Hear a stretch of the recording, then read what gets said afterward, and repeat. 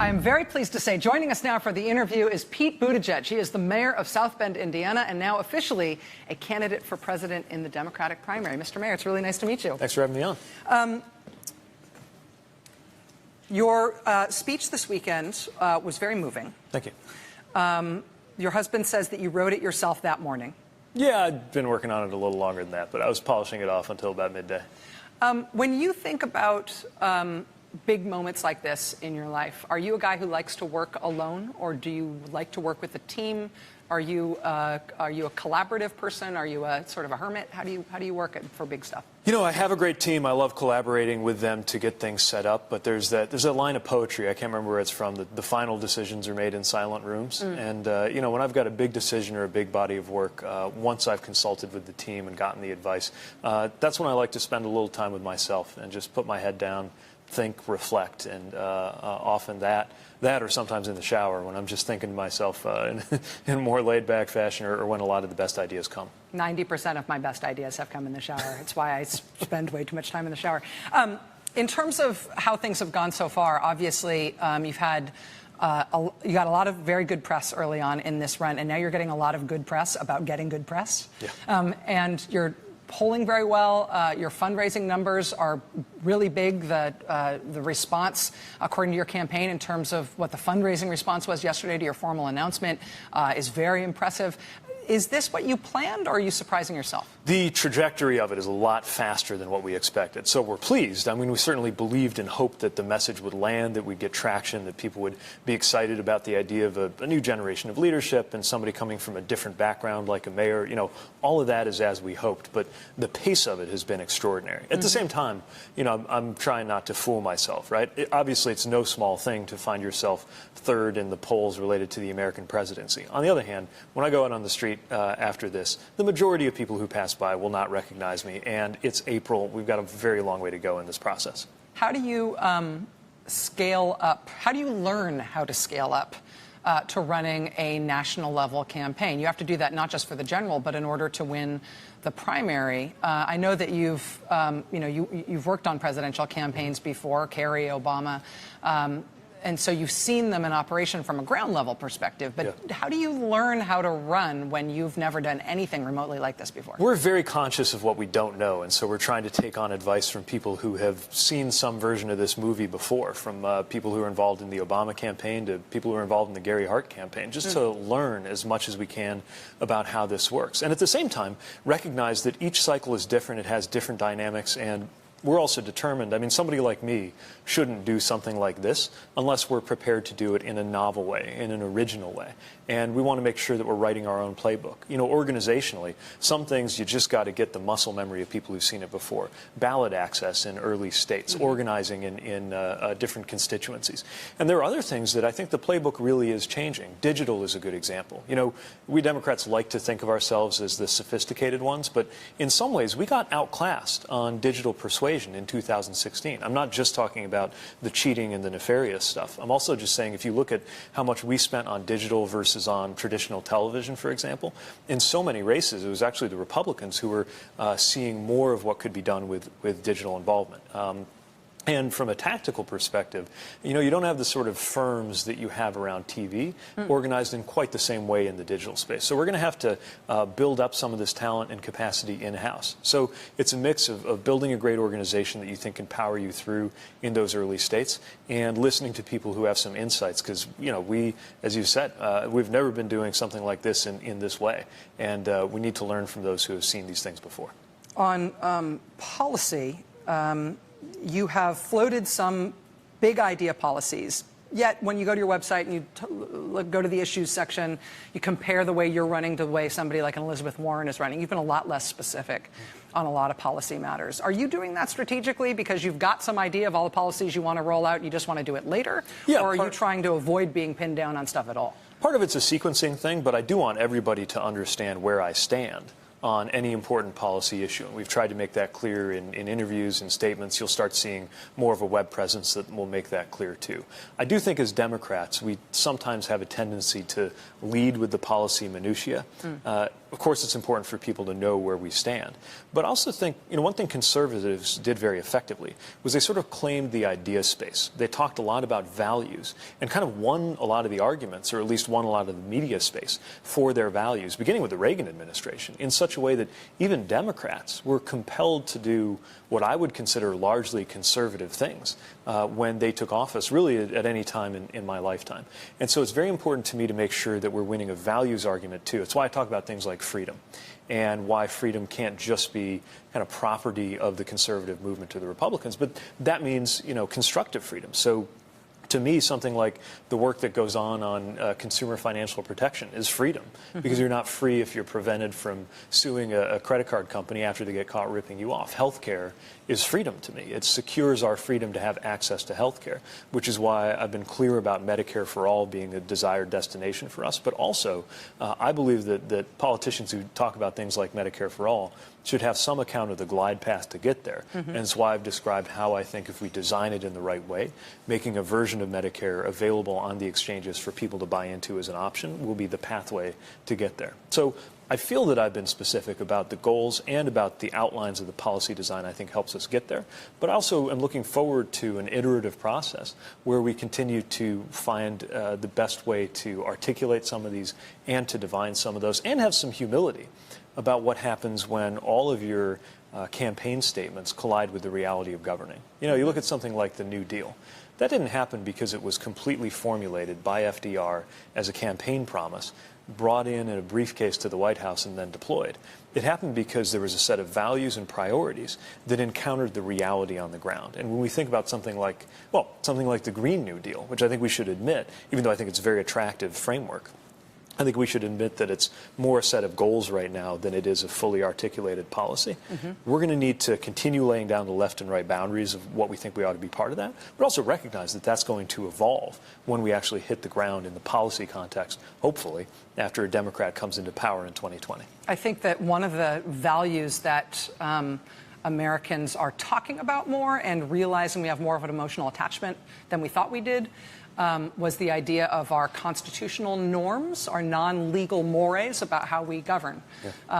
Because this president has been radically dismissive of so many of them. In that context, in which we've got a president who is revoking security clearances against his political enemies, in which he is talking about banning Muslims from the United States and campaigning on that, doing the sorts of things that are unimaginable even in a dystopian fiction version of American governance, but we're living it now.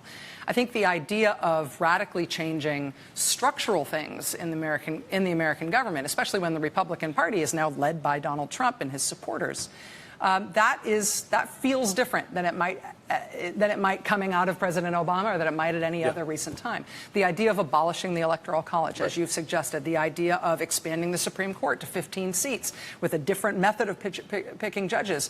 I feel like those are bold ideas, bold structural ideas about protecting our democracy. It also feels like we're sort of balanced on tiptoe right now in terms of our constitutional inheritance. It feels like a time when we might not be able to take a shove in either direction on that stuff.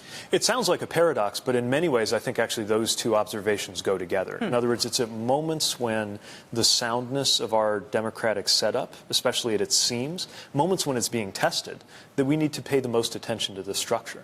I would argue that a presidency like the one we're living through wouldn't have even been possible unless there were a lot of structural problems in our economy and in our democracy that a candidate like he was able to exploit.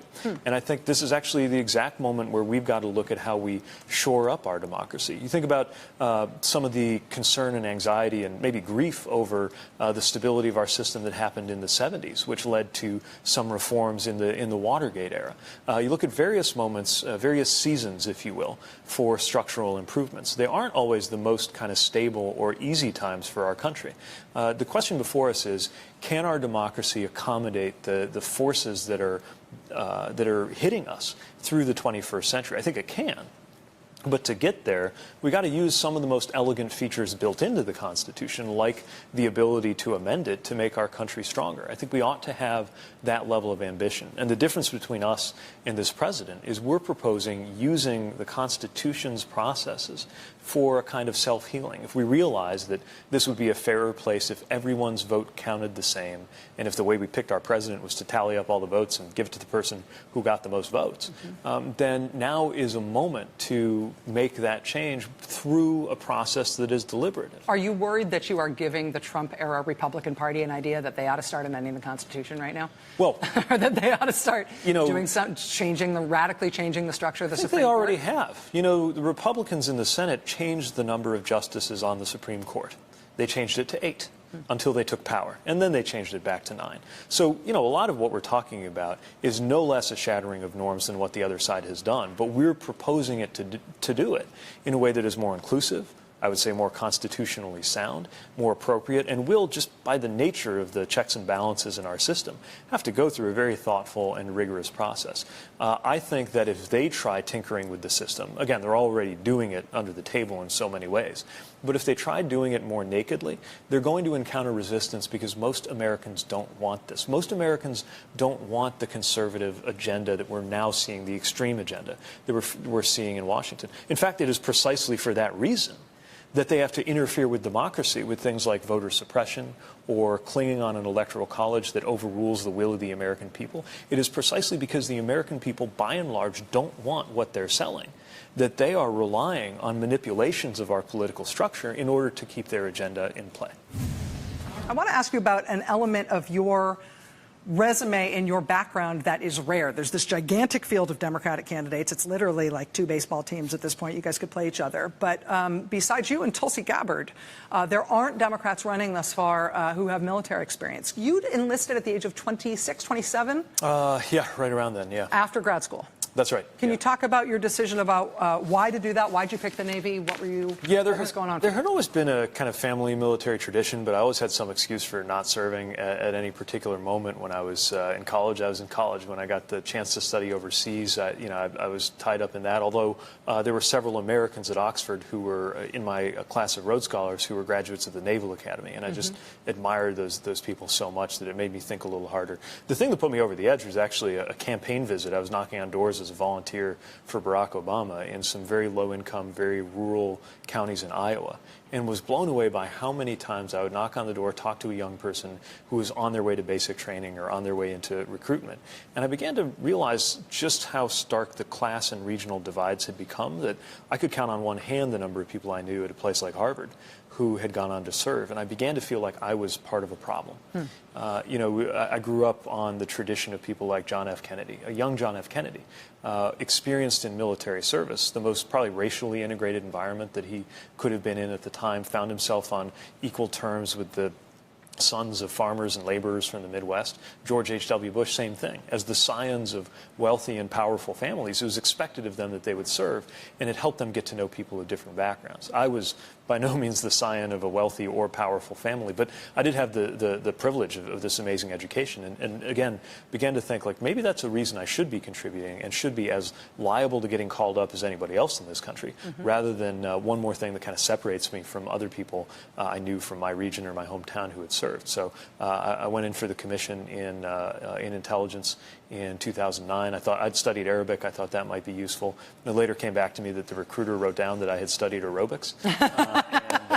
Which would also be useful. I actually wound up as a command fitness leader for my unit at one point, but, so I suppose that would have been useful. But I'm really glad I did get the chance to serve. It helped me connect with very different Americans, people, especially when I was deployed to Afghanistan, who I had almost nothing in common with. Different politics, different generation, different racially, different regionally, but you learn to trust each other with your life because that's what the job requires. And I want more Americans to have that, but I don't want you to have to go to war to get it. It's one of the reasons I think national service will hopefully become one of the themes of the 2020 campaign, because we really want to talk about the threat to social cohesion that helps characterize this presidency, but also just this era. Now, one thing we could do that would help change that would be to make it, if not legally obligatory, then certainly a social norm, that anybody after they're 18 spends a year in national service, so that afterwards, whether it's civilian or military, it's the first question on your college application if you're applying for college, or it's the first question when you're being interviewed for a job if you're going right into the workforce. Now, to do that, we're going to have to create more service year opportunities, and we're going to have to find a way to fund it. But I think it's worth approaching. I feel like that point, and you discussing those difficulties with it, sort of strikes me on that, because this has always really resonated with me. The civilian-military divide that you're talking about is something that I've been interested in a very long time. I wrote a book about it. And it's something that I have struggled with because the easy answer is that there should be a draft. And the easy answer that there should be a draft is easy and sounds like a great solution to everybody except the military, who doesn't particularly want to deal with a lot of conscripts who don't want to be there because it's a high skills, high tech environment of voluntary service professionals. But this idea of national service that's not necessarily a draft, I've heard so many smart people, left, right, and center, talk about that for the last 15 years, and I feel like it's this constant drawing board idea. Right. And nobody ever, if somebody pilots a thing here or pilots a thing there, there doesn't seem to be any appetite for it at the federal level in terms of actually making it happen, because it will involve some sort of level of raising expectations, if not creating a mandate for people. And we seem wired as a country to reject that at every level. I don't have faith that something like that ever gets off the drawing board. Well, I think it's a bit like some of the democratic reforms we were talking about earlier. It's one of these ideas that everybody kind of likes, but it was always important and never urgent. Right? I mean, how would that ever kind of hold its own in a policy debate where we're dealing with kids in cages and we got to deal with climate change and there are all these pressing, burning issues? But again, one of the things I'm trying to have us have a conversation about are what are the conditions that made this moment, this presidency, possible? And one of them, I think, is a fraying in the social cohesion that we experience. And so some of that kind of stewardship, kind of housekeeping of our society, I think requires direct policy intervention that, to me, makes something like what national service could bring us a little more urgent than we maybe have given it credit for. I get the obstacles. I get that it would be challenging. But if we made it more of a priority, I think we could establish that as a norm by the time that my kids are going to college. Are you going to have kids? I hope so. Don't have any. Do you have plans? But, this whole running for president thing has kind of slowed down the path a little bit. But you guys are talking about it? Yeah, Chasten, my husband, is he's made for a lot of things. He's a great educator. He's become a great public figure, kind of coming out of the gate. But he's also going to be an amazing father. And I can't wait to see him. I hope I'll be good at it too, but I can't wait to see him have that chance. Well, I want to talk about a lot of these things in more depth. But on that point, actually, let me ask you, and I will acknowledge at the outset that this is an awkward question. I was a Rhodes Scholar too. I went up in 1995. You went up a decade later.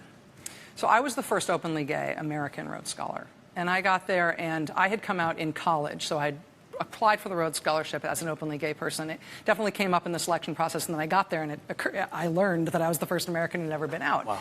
But that was a decade before you.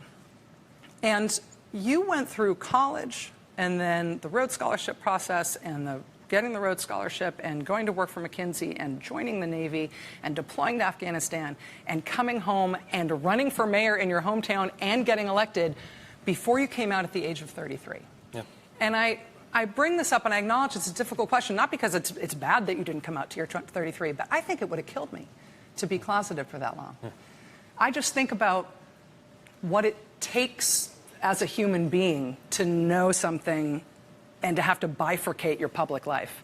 And for you to have had all of those difficult transitions and experiences and to be aiming as high as you were all of that time and not coming out until your early 30s, I just wonder if that was hurtful to you, if it hurt you to do it. It was hard. It was really hard. Coming out is hard, but being in the closet is harder. Yeah, no, that's what I mean. I mean, it was and it wasn't. First of all, it took me plenty of time to come out to myself.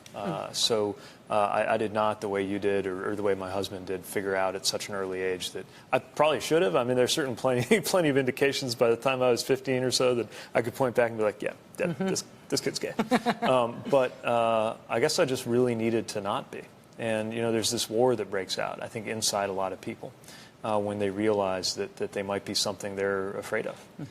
And it took me a very long time to resolve that. I did make sure, as a kind of final way of coming out to myself, to come out to at least a couple of people in my life before I took office, because I knew that I didn't want to have that kind of psychological pressure of at least not being out to somebody. But you sort of swore them to secrecy, or you? They understood, yeah, that this was a very sensitive thing.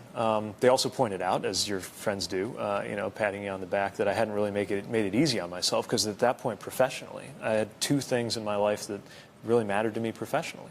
One of them was being an officer in the military, in the reserve, and the other was being an elected official in Indiana. Neither of which is exactly LGBT friendly. In fact, both of which I assumed were totally incompatible with being out. And both of which were very meaningful. One of the risks that I think people with meaningful jobs have, especially people in politics actually, is because your job is meaningful, a lot of the meaning in your life comes from your job, which is a real problem, because part of what is needed, I think, to be good at your job in politics is to have something worth more to you than winning. You have to be ready to walk away from that job in order to deserve it. But I did get a lot of meaning from that work. And in some ways, because it was so demanding, I almost didn't mind for an inordinately long time that I didn't have much of a personal life. Yeah. And I did not have a dating life while I was closeted or anything like that. The city was a jealous bride for a long time and kept me busy, but it was really the deployment that put me over the top. I realized that you only get to be one person. You don't know how long you have on this earth. And by the time I came back, I realized, I gotta do something. Were you sure at the time when you came out that it would cost you re-election? I was pretty sure it was going to be a big complication, but I had no idea. I mean, I felt like things were going well in the city. I felt like I'd done a good job by the people of South Bend, and I had some level of trust that I would be rewarded for that with a re-election. But there's no way to really know. There was no playbook. I mean, no executive in Indiana had ever been out, and so it was kind of a leap of faith. And I just, I wrote it all down, put it in an op-ed. Dropped it in the South Bend Tribune and woke up that day and saw what would happen. And then got reelected with 80% of the vote. And then there you go. Yeah. So you treat people, you trust people, and at least in this case, they reciprocated that trust. And, that was more than I got elected in the first place. And so I guess it's one thing that gives me a lot of encouragement. I mean, don't get me wrong, there's plenty, as you know, there's plenty of ugliness that comes in from all over the place. But most people, I think, are either supportive or even enthusiastic about the idea of the first out person going this far, or they find a way to let me know they don't care. And that's historic too.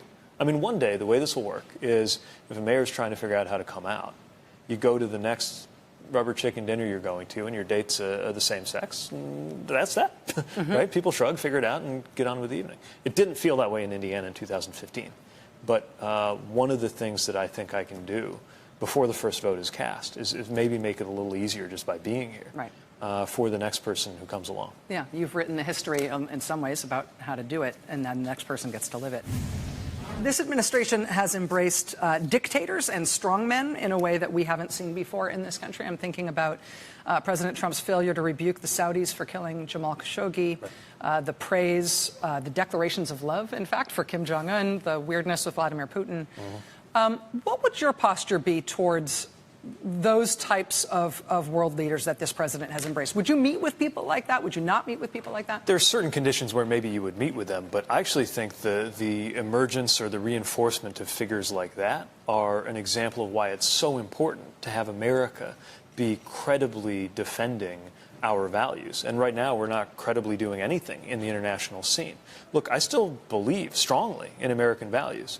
And any time we as a country have tried to do something that we thought was in our interests but went against our values, sooner or later it caught up to us. So I think the core of American foreign policy in the future, as the next president is trying to reestablish U.S. credibility and do things like make clear what the standards will be for the commitment of U.S. troops in unilateral military action in the future, which, by the way, I hope is a much higher bar going forward. But as any of that is being resolved, it has to begin with the idea that American interests and American values are inseparable.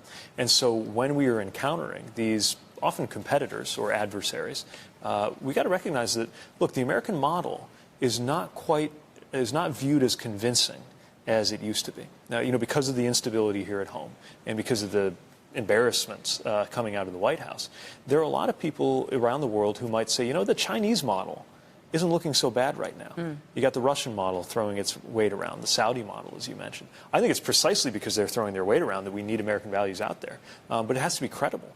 And that means you have to have a U.S. leader who's willing to draw lines, who's willing to hold leaders accountable when they do murderous things, and who is extremely selective with when you use the prestige and power of the presidency, either through a meeting or through a favorable comment, to elevate or lift up a leader of any other country. The relationship between this president and Vladimir Putin in particular obviously has its own dynamics. The redacted version of Robert Mueller's report is going to be released to the public on Thursday, according to the Justice Department. Do you have expectations about what's going to be in it or how we should react? I have expectations that our expectations will be frustrated just because of the redactions and because, so often I think we still have this instinct as Democrats, horrified by the abuses and the failures in the character of this presidency, that there will be some kind of piece of evidence out there that demonstrates conclusively to everybody that he's not a good guy. And what I hope we can remember is that there are a lot of people, certainly in the industrial Midwest where I live, who already know that he's not a good guy. They didn't vote for him because they think he's a good guy. They voted for him for a whole different set of reasons. And this isn't going to change that. So I think we need to separate the importance of the Mueller report for our country and for clarifying what happened to the extent that it will, and we just don't know yet, with what we think or wish it would do politically. At the end of the day, on the political side, I think the only pathway to getting to be a better country is to very decisively defeat Trump and Trumpism at the ballot box. And as for the report, that's for Congress and the American people to figure out once we've gotten a look at it. In terms of what's going to happen over the course of your campaign for president, what's going to happen between now and 2020, one of the ways that Democrats are going to make national news every day between now and the 2020 election is by pursuing various investigations of this president, including a whole bunch of subpoenas that just went out to Deutsche Bank, a fight right now over whether the president should be handing over his tax returns to the chairman of the Ways and Means Committee. Do you think that Democrats in Congress are doing the right thing by pursuing that course of action? Yes, I think we need to have accountability, and the American people need to know what's going on. We just can't confuse that with a message, even as we're pursuing that. And that's just part of our oversight responsibility to ensure good government. We also need to have a message that will make sense, as I often say, in 2030, 2040, or 2054, when I get to be the same age as the president is now. And by definition, a message that makes sense then would have to be one that does not revolve around the deficiencies of the current occupant of the White House. Mayor Pete Buttigieg, the mayor of South Bend, Indiana, almost exactly half the age of both Joe Biden and Bernie Sanders. Am I right that you won an essay contest in high school for writing about Bernie Sanders being a good congressman? Yeah, Profiles Encourage essay contest. I was 18. You know, the world spins faster and faster every year. Sir, thank you for being here. It's really good to have you here. Appreciate First time we've had you here on the show. I hope you come back. I hope so.